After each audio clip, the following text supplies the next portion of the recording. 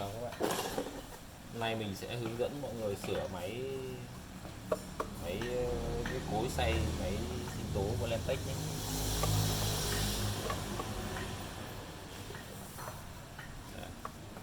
Như lần trước mình mang đi sửa thì người ta đã phá cái phần này ra và người ta gắn keo lại. Khi mà mình mở ra mình sửa thì nó cũng không có cái gì, nó khá đơn giản thôi. Mọi người xem mình sẽ hướng dẫn qua. Ai mà không sửa được thì liên hệ mình nhé.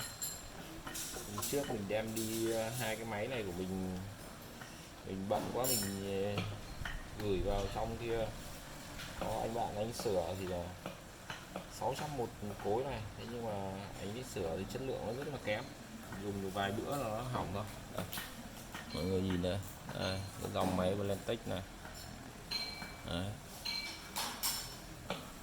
Đấy, thì khi mà mình sửa thì ban đầu là mình sẽ tháo bong keo ở cái phần này ra, hoặc là mình dùng cái máy cái mũi khoan nhỏ này. Đây, mình sẽ mài phá cái chỗ này ra. Đấy là máy mới chưa bao giờ sửa, mình phá ra xong, sau đó là mình sẽ dùng kìm mình lót vải đấy nhá, và mình kẹp chắc lấy cái bánh răng ở đầu này. Đó. Ở bên trong đây thì mình vặn xuôi theo chiều kim đồng hồ nhé các bạn nhé, mình giữ đây, mình vặn xuôi theo chiều kim đồng hồ thì là cái răng của mình nó sẽ ra thôi.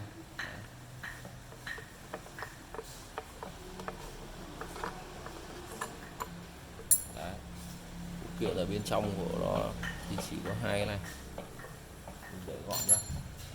Sau khi mình tháo ra thì đây các bạn nhìn đây, khi người ta làm không kín thì là cái sữa rồi các thứ khi mình xay sinh tố nó sẽ bị chảy xuống, nó sẽ ngấm vào bên trong cái vòng bi này và nó làm han rỉ, nó làm han rỉ thì kẹt cứng, nó không quay được, hoặc là quay được nhưng mà không còn bi để nó chạy. Phải lưu ý là nó sẽ kêu rất to, nó kêu rồ luôn đấy. Mình thì mình tự sửa nhé, làm rất là cẩn thận luôn.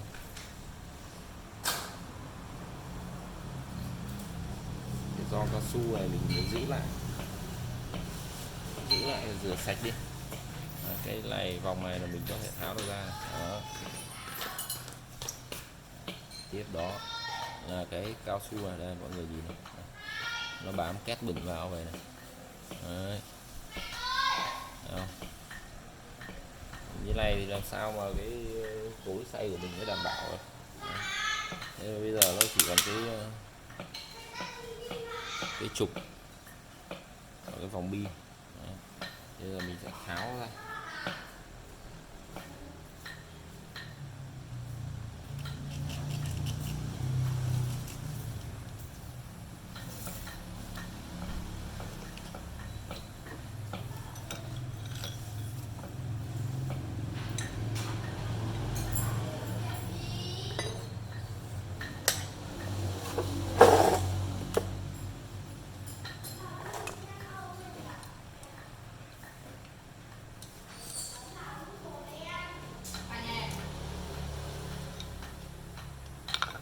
Sẽ đập để tháo ra.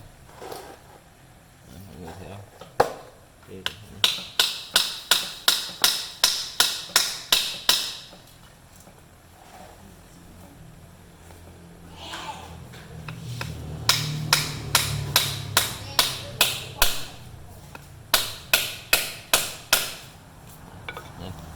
Họ dùng cái vòng bi đều, mọi người nhìn thấy chưa?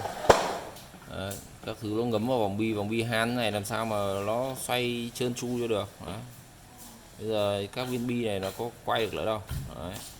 Nó kẹt cứng như này luôn này. Mình tháo lại nhé.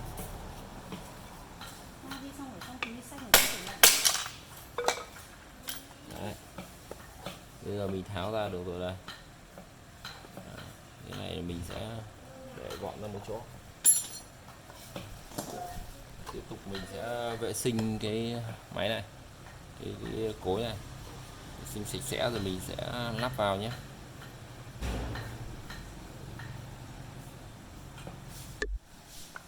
Đấy. Sau khi mình đã tháo ra vệ sinh sạch sẽ rồi, giờ mình sẽ lắp lại. Mọi người phải nhớ lắp theo thứ tự nhé. Mình tháo ra những nào thì mình lắp theo như vậy nhé.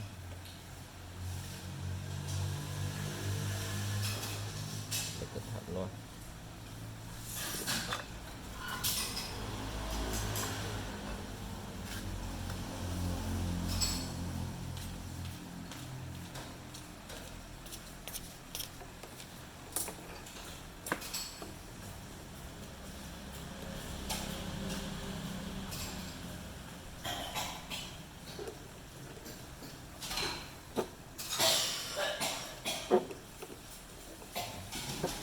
Mình ấn mình ướn và cẩn thận vào nhé.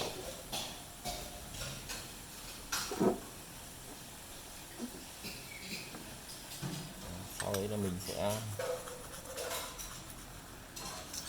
sử dụng cái keo hai thành phần mình gắn họ.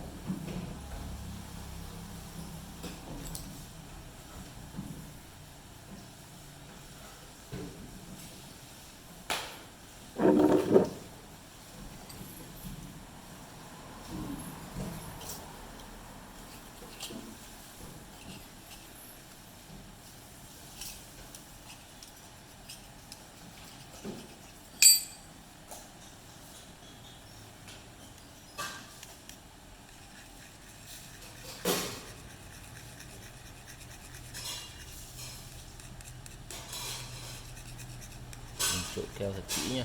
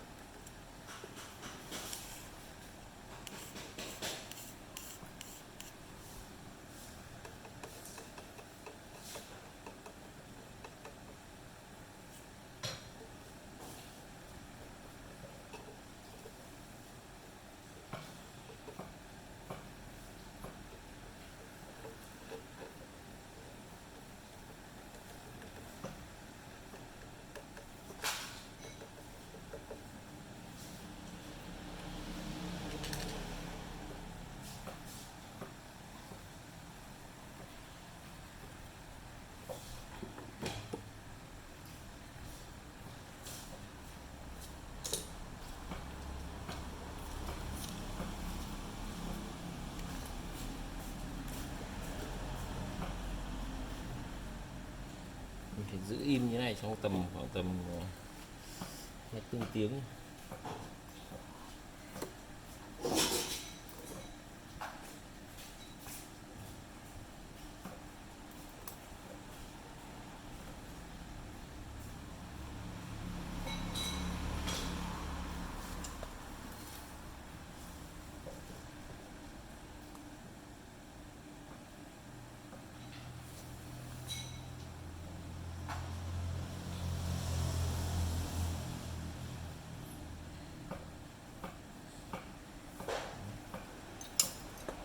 Giữ im tầm độ 24 tiếng.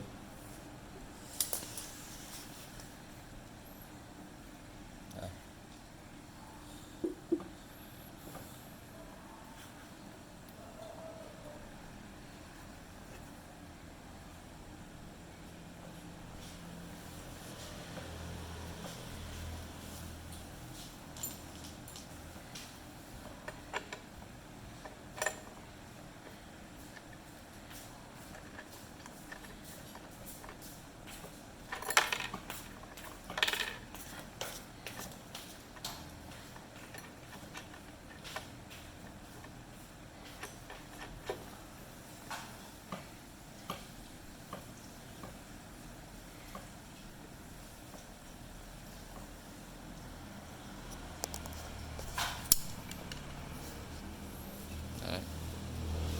Đây cũng một cái cối khác mình cũng mới sửa cho khách xong. Đây. Đấy. Sau khi làm sạch sẽ gắn keo vào. Đấy, rất là chắc chắn. Phải để sau 12 tiếng nhé, sau 24 tiếng nhé, để keo nó đông cứng, nó cố định lại thì lúc ấy là mình mới sử dụng được nhé. Cái sản phẩm này mình làm thay vòng bi xong nó rất chắc chắn,